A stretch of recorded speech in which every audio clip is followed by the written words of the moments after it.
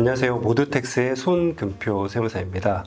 현재 4월이고 다음 달이면 5월이거든요. 그래서 5월 달에는 종합소득세 신고 기간입니다. 그래서 오늘 컨텐츠는 소득세 신고할 때 절세할 수 있는 방법에 대해서 좀 설명을 드리도록 하겠습니다. 일단 첫 번째로 소득세를 신고하는 방법은 크게 두 가지가 있거든요. 첫 번째로 장부를 이용해서 신고하는 방법, 간편장부나 복식부기 이런 장부를 이용해서 신고하는 방법과 두 번째로 경비율을 이용한 추계 신고가 있습니다. 그래서 오늘 다룰 컨텐츠는 장부를 이용해서 신고를 하시는데 장부상 필요경비에서 좀 누락되는 항목들이 많이 있거든요. 그런 부분들을 좀 찝어서 설명을 드리도록 하겠습니다. 첫 번째로 사업자 등록을 하시게 되면 홈택스에 카드를 등록을 하셔야 되거든요. 체크카드, 신용카드 여러 가지가 있겠죠. 카드를 등록하지 않으면 세무사 사무실에서 내역을 확인하기가 어렵습니다. 그렇기 때문에 카드사에서 이런 사용 내역들을 좀 다운을 받으셔가지고 세무사 사무실에 전달을 해주시면 경비로 인정을 받으실 수가 있습니다. 그런데 사업용 카드를 등록을 하고 나서 나중에 분실이 되는 경우에 또다시 등록을 해야 되거든요. 그래서 분실된 이후부터 등록되기 전까지 이런 사용분에 대해서는 세무사무실에서 조회가 되지 않습니다. 그렇기 때문에 이런 부분 좀 챙기셔가지고 사무실에 좀 전달을 해주시면 될 것 같고, 그리고 사업자 등록 전에 개인적인 카드로 사업용 비품을 구입하신다든지 이런 부분들은 다 경비 처리가 가능합니다. 이런 부분들도 카드사에서 내역을 좀 다운받으셔가지고 사무실에 전달을 해주시면 다 경비 처리가 가능합니다. 그리고 두 번째로 이런 질문 좀 많이 하시더라고요. 사업자 등록 전에 내가 차량을 가지고 있었는데 사업자 등록 후에 이 차량을, 내가 가지고 있는 차량을, 개인 차량도 등록이 가능한지, 경비 처리가 가능한지 이런 부분 많이 여쭤보시는데 당연히 가능합니다. 실제로 사업에 사용을 하시면. 그래서 차량을 등록을 하시게 되면은 차량에 관련된 유류비라든지 자동차세, 그리고 차량 보험료 이런 부분들 다 공제가 되니까 이런 차량 등록증 같은 것들 사무실에 전달해 주시면 다 등록이 가능합니다. 그리고 적격 증빙은 아닌데 영수증 같은 것들 좀 받을 때가 있어요. 사업용 카드로 결제를 하는 것이 아니라 어떤 현금을 주고 어떤 철물점에 가서 아저씨한테 영수증 끊어달라고 하는 경우, 그리고 퀵비 같은 경우 이런 경우들 다 경비 처리가 가능하거든요. 근데 3만 원 이하는 이런 영수증으로 처리가 가능한데 3만 원 초과분은 좀 가산세가 나올 수가 있습니다. 그래도 이런 부분들 좀 모으셔가지고 전달을 해주시면은 그래도 경비 처리가 다 가능합니다. 세금계산서 같은 경우에는 전자로 발행되긴 하는데 그래도 좀 거래처에서 놓치는 경우가 굉장히 많거든요.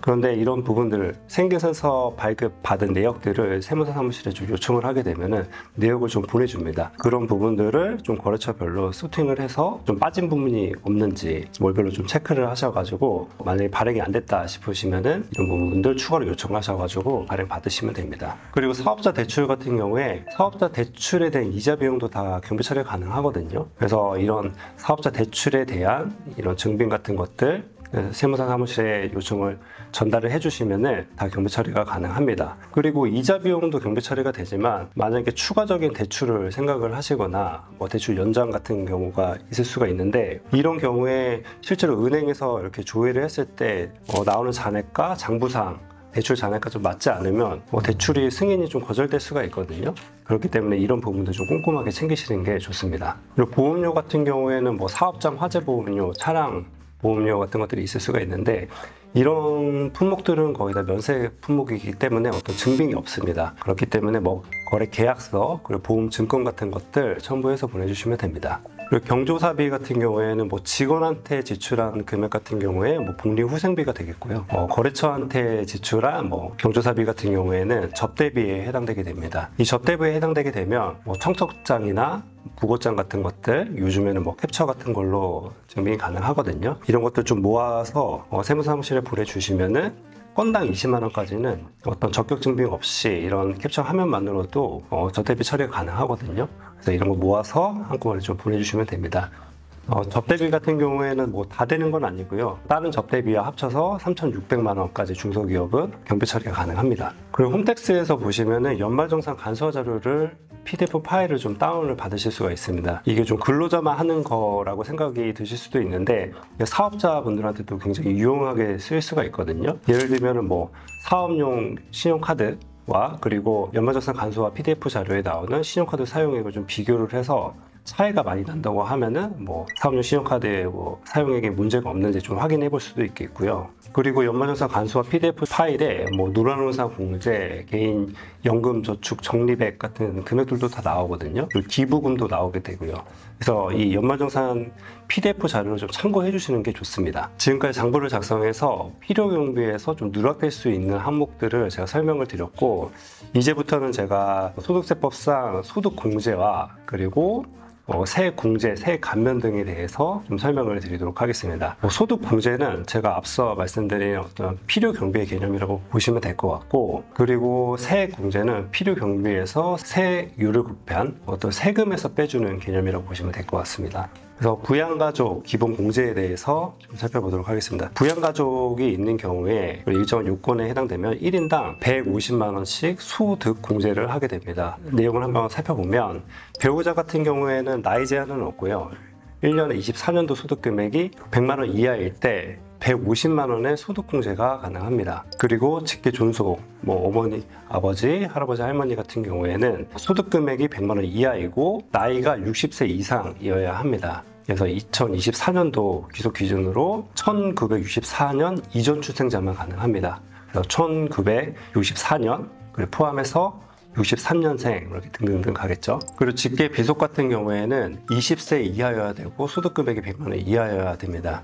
20세 이하는 2024년도 기준으로 2004년 이후 출생자만 가능합니다. 그래서 04년 그리고 포함해서 05년, 06년 뭐 이런 식으로 가겠죠. 그리고 형제 자매 같은 경우에는 소득 금액 당연히 100만 원 이하여야 되고, 그리고 20세 이하 또는 60세 이상이어야 소득 공제가 가능합니다. 그래서 기본 공제에 해당되게 되면은 1인당 150만 원씩 소득 공제가 가능합니다. 그리고 추가 공제라고 해서 기본 공제 대상자에 해당이 되는데 추가적인 요건에 해당되게 되면은 추가적인 금액을 소득 공제 해주거든요. 한번 살펴보면 경로 우대자 공제라고 해서 기본공제 대상자가 70세 이상이다 라고 하면 추가적으로 100만 원이 공제가 되고, 그리고 장애인 공제라고 해서 기본공제 대상자가 장애인이다 라고 하면은 추가적으로 200만 원이 공제가 됩니다. 그리고 부녀자 공제라고 해서 여성분들이 이거 좀 챙기셔야 되는 건데 24년도 소득 금액이 3천만 원 이하이고, 그리고 배우자가 있거나 배우자가 없어도 기본공제 대상자인 부양 가족이 있다고 하시면은 추가적으로 50만 원이 되거든요. 그래서 여성분들은 꼭 놓치면 안 되는 공제입니다. 한부모 공제라고 해서 한부모 가정이고, 그리고 기본공제 대상자인 직계 비속이나 입양자가 있는 경우에 추가적으로 100만 원이 공제가 됩니다. 그리고 자녀세액 공제라고 해서 기본공제 대상자인 자녀가 8세 이상이면서 20세 이하인 경우에 자녀 세액 공제가 가능합니다. 한 명은 15만 원, 두 명은 35만 원 이런 식으로 세액 공제가 가능하거든요. 근데 7세까지는 육아수당을 받기 때문에 자녀 세액 공제를 적용받을 수가 없습니다. 그리고 맞벌이 부부 같은 경우에는 배우자가 소득이 있고 나도 소득이 있는 상태에서 누구를 부양 가족으로 두느냐에 따라서 세금 차이가 조금 날 수가 있습니다. 왜냐하면 각자의 한계 세율이 다르기 때문에. 그래서 이거를 좀 유리한 쪽을 판단하기 위해서는 한 번씩 다 계산을 해봐야 되거든요. 근데 이게 굉장히 까다롭습니다. 그런데 홈택스 들어가 보시면은 편리한 연말정산이라고 있는데, 거기에서 이 맞벌이 부부의 최적의 공제 조합을 좀 시뮬레이션 해볼 수가 있거든요. 그래서 이런 부분도 한번 좀 감안을 해보시면 좋을 것 같습니다. 그리고 사업자가 받을 수 있는 세액 공제나 감면을 좀 살펴보겠습니다. 첫 번째로 창업 중소기업 세액 감면이라고 해서 이거 굉장히 많이 되거든요. 만약에 내가 새로운 업종에 대해서 창업을 했는데, 만약에 내가 지방에 개업을 했다. 그러면 기본적으로 50% 세액 감면이 됩니다. 그런데 내가 청년이다 라고 하면은 지방에 개업한 청년 같은 경우에는 100% 소득세 감면이 됩니다. 그리고 또 한 가지 케이스는 수도권에 개업을 했는데 내가 청년이다 라고 하시면 또 50%가 세액 감면이 가능합니다. 이번에 만약에 개업을 하셨다고 하시면은 꼭 창업 중소기업 세액 감면 적용이 되는지 한번 검토를 해보셔야 됩니다. 그리고 고용증대 세액 공제라고 해서 고용 인원이 좀 증가세에 있다라고 하시면은 증가 인원당 최대 1,550만 원이 세액 공제가 됩니다. 그리고 나서 첫 해만 해주는 게 아니라 고용이 좀 유지가 된다고 하시면은 최대 3년까지 세액 공제가 가능하거든요. 그래서 최대 3년간 총 4,650만 원이 세액공제가 됩니다. 굉장히 큰 금액이죠. 근데 이 고용진대 세액공제 같은 경우에는 최저한세라고 해서 고용진 세액공제가 많이 있다고 하더라도 최소한 이만큼을 내라라는 최저한세에 걸리게 되는데, 그래서 실제로 받는 금액은 좀 적을 수가 있긴 합니다. 하지만 이런 최저한세에 걸린다고 하더라도 이 못 받은 세액은 10년간 이율해서 나중에는 언젠가 받기 때문에 굉장히 좋은 혜택이라고 보실 수 있습니다. 그리고 중소기업 특별세액 감면이라고 해서 이거는 거의 모든 업종이 적용이 가능합니다. 5%에서 20%까지 세액 감면이 가능하거든요. 그래서 거의 모든 업종이 적용이 가능하기 때문에 한번 이 부분 좀 적용받을 수 있도록 체크를 해주시는 게 좋습니다. 이상으로 소득세 절세 방법에 대해서 좀 살펴보았습니다.